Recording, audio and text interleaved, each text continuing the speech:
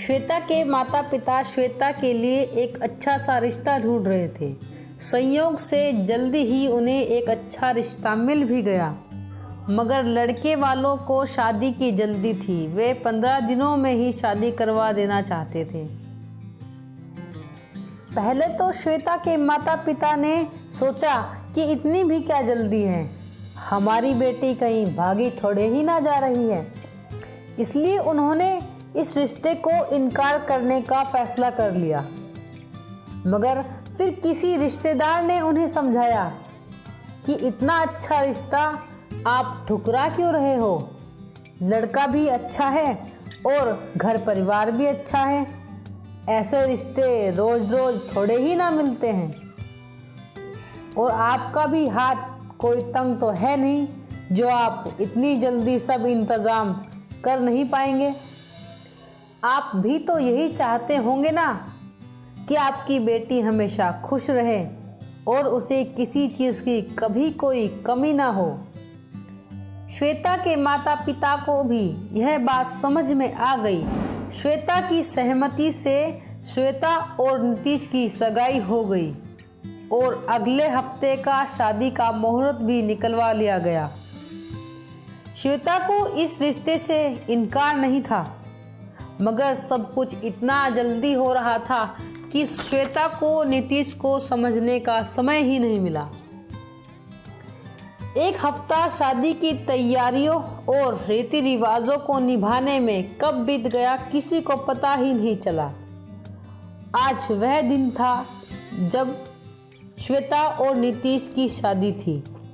वैसे तो इन 15 दिनों में श्वेता और नीतीश की आज तीसरी मुलाकात थी, मगर उनमें बातें बस औपचारिकता मात्र ही हुई थी। आज शादी के बंधन में बंधने वाले वे दोनों समाज के लिए तो पति पत्नी थे, मगर एक दूसरे की नज़र में अजनबी से कुछ ज़्यादा नहीं थे। शुभ लगन अनुसार शादी संपन्न हो गई और 2 अजनबी साथी बन गए और श्वेता विदा होकर अपने ससुराल चली गई। यहाँ तक तो सब कुछ ठीक था, मगर श्वेता के मन में बस एक ही बात चल रही थी, जब नीतीश कमरे में आएंगे तो वह क्या करेगी, उनसे क्या कहेगी, कैसे उनका सामना करेगी, वह कैसे वो हक उन्हें दे पाएगी जो उनका है। उसके मन में बहुत सारे सवाल चल रहे थे और वह अपने बिस्तर के एक कोने में संकुचाई और सहमी सी बैठी थी। उसका संकुचाना लाजमी था। दुनिया वालों ने तो नीतीश को आज सारे हक दे दिए, मगर श्वेता उसे बिना जाने बिना प्यार के वो हक कैसे दे पाएगी।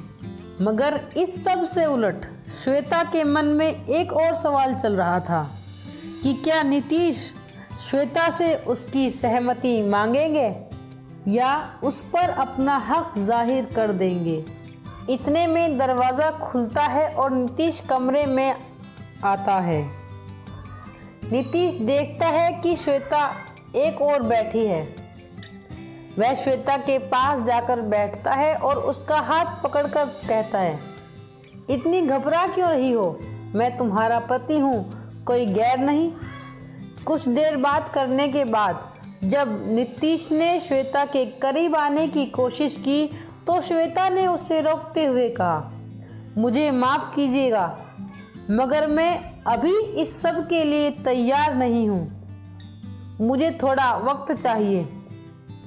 तब नीतीश ने कहा, हमारी शादी हो चुकी है, मैं तुमसे जबरदस्ती थोड़े ही ना कर रहा हूँ। वैसे भी तुम्हारा पति होने के नाते ये तो मेरा हक है। तब श्वेता ने कहा, मैं आपको मना नहीं कर रही हूँ, मैं तो बस आपसे थोड़ा वक्त चाहती हूँ।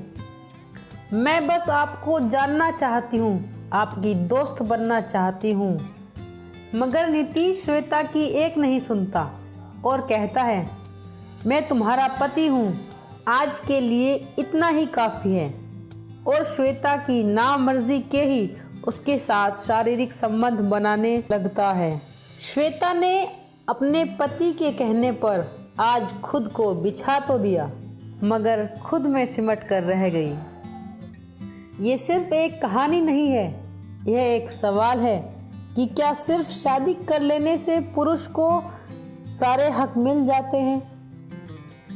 क्या उनका फर्ज नहीं है कि अपनी पत्नी की मर्जी जाने और उनकी भावनाओं का सम्मान करे?